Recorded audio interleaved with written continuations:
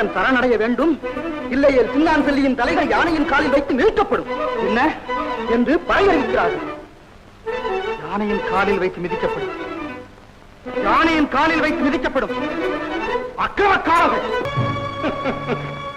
நெருப்போடு விளையாடிய நீச்சனை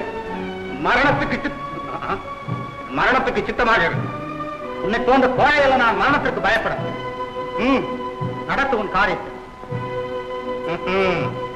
எங்கே பட்டத்து யானை வரட்டும்.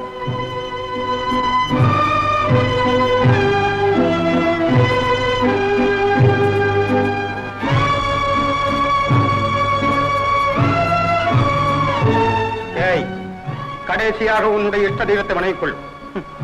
என் இஷ்ட தெய்வம்? ஆம், என் தாய் தந்தையர்கள் தான் எனக்கு இஷ்ட தெய்வம். அவர்களை வணங்குகிறேன்.